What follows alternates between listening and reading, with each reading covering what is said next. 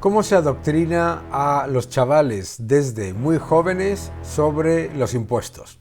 Vamos a hablar de todo ello.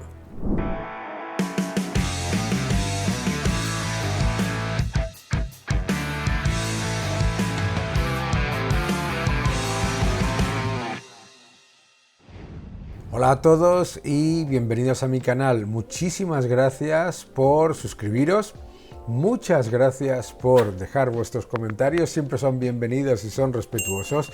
Y, por supuesto, muchas gracias por dejarle un me gusta a este vídeo, que ya sabéis que nos ayuda mucho con el algoritmo. Seguid defendiendo la libertad. El adoctrinamiento sobre impuestos y gastos públicos, etcétera, es constante. Y lo percibís en el debate, tanto en medios de comunicación como en el día a día.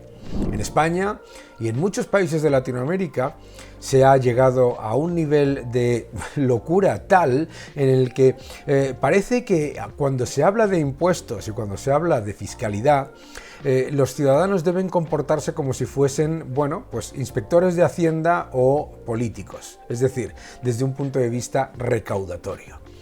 Ese nivel de adoctrinamiento ha llegado a tal nivel que, pues fijaos, se llega a decir cosas como que si se bajan los impuestos, se pone en peligro la sanidad y la educación. Pero si se multiplica el gasto político en asesorías, en ayudar a los independentistas, etcétera, eso no pone en peligro nada, ¿verdad? Bien, vamos a daros un ejemplo que me ha llegado de un buen amigo sobre el nivel de adoctrinamiento que sufren nuestros chavales en la educación. En un manual de economía de bachillerato que me han hecho llegar, se habla de cómo se puede reducir la deuda pública.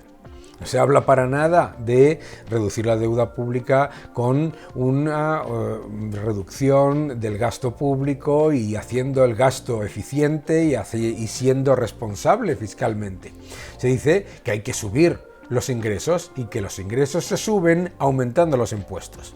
No dice que hay un nivel a partir del cual, cuando suben los impuestos, recaudas menos, como está ocurriendo, por ejemplo, con tantos ejemplos de esas nuevas subidas de impuestos que ha anunciado el gobierno y que generan ingresos que son pues prácticamente un 60 o un 70% inferiores a los que estimaban. Bien, lo que dicen es que hay que subir los impuestos a las empresas y a las rentas altas, esto ya directamente del manual gubernamental, ¿no? Como si las rentas altas fuesen pues una especie de regalo que siempre tiene fondos para poder sufragar todos los gastos, etcétera. Hay que subir los impuestos.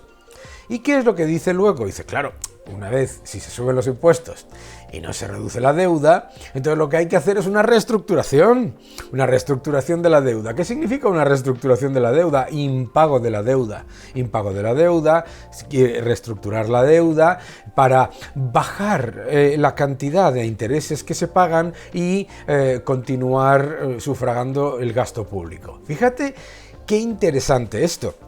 Porque lo que no te dice es que no existe el concepto de una reestructuración de la deuda que suponga un pago menor de intereses y a la vez la misma cantidad de gasto y la misma cantidad de desequilibrio fiscal. Pero claro, ya te ha introducido la idea de que la deuda va a aumentar siempre y que por lo tanto hay que continuar subiendo los impuestos porque los gastos no se pueden tocar, ¿vale? Y además, bueno, pues si los impuestos no cubren ese aumento de deuda anual, pues entonces habrá que reestructurar, como si reestructurar fuese una cosa sencilla, que es literalmente entrar en impago, literalmente entrar en default y por supuesto que se lleva por delante a todo el sector productivo, haciendo muchísimo más cara la financiación, muchísimo menos confiable al Estado como emisor de deuda. Bien.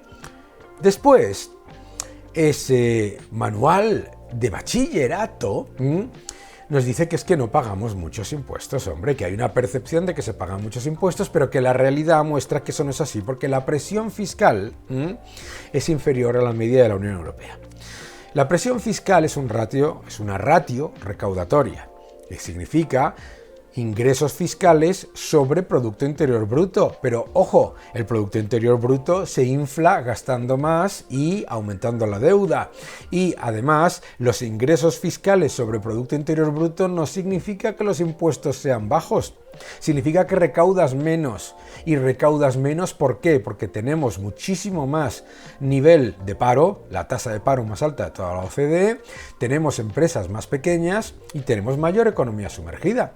Entonces, claro, la presión fiscal aparece como baja relativa a la media de la Unión Europea, como si la media de la Unión Europea fuese un dato positivo o siquiera una referencia, porque hay que recordar que la media de la Unión Europea en presión fiscal la elevan países que tienen unos impuestos altísimos y que llevan décadas en estancamiento, Francia, Bélgica, etcétera. Ojo con esto, ¿no? Entonces, primero te dicen que es que la presión fiscal es baja y por lo tanto que no nos damos cuenta de que todos queremos mejores servicios públicos y que eso hay que pagarlo con impuestos. Y que eso hay que pagarlo con impuestos, con muchos más impuestos. Todos queremos mejores servicios públicos gestionando, administrando de manera adecuada, no mejores servicios públicos y toda la burocracia que va añadida con ellos. En ese libro de bachillerato no viene ni una sola palabra de que España, por ejemplo, tiene 60.000 millones anuales de gasto ineficiente. No dice absolutamente nada sobre los más de 10.000 millones de subvenciones que la propia AIREF considera que no están siendo adecuadamente monitorizados. No se dice absolutamente nada sobre el hecho de que en los presupuestos se gasta en asuntos económicos más de 4.000 millones, Agenda 2030 más de 4.000 millones, transición ecológica más de 10.000 millones, presidencia casi 1.000 millones incluyendo todos los factores, etcétera. ¿Qué es lo que ocurre? Que nos están contando un cuento. Pero el adoctrinamiento a los chavales ya es: 1. Los impuestos no pueden bajar. 2. Los gastos, eso ni se debate. 3. Si la deuda se va por las nubes, hay que hacer una reestructuración. Ojo con esto, 4. Si te quejas porque te están crujiendo impuestos y porque pasas más de 200 días al año pagando impuestos de tu trabajo, es porque eres una persona insolidaria. Esa es la absolutamente alucinante propaganda que se le está introduciendo a los chavales desde pequeños. No es que se esté diciendo, oye, pues, ¿cómo se puede reducir la deuda? Se puede reducir la deuda reduciendo los gastos innecesarios, reduciendo y administrando adecuadamente el presupuesto y, desde luego, teniendo una fiscalidad, para eso no habla en nada, orientada al crecimiento y al empleo. Es interesante, ¿no?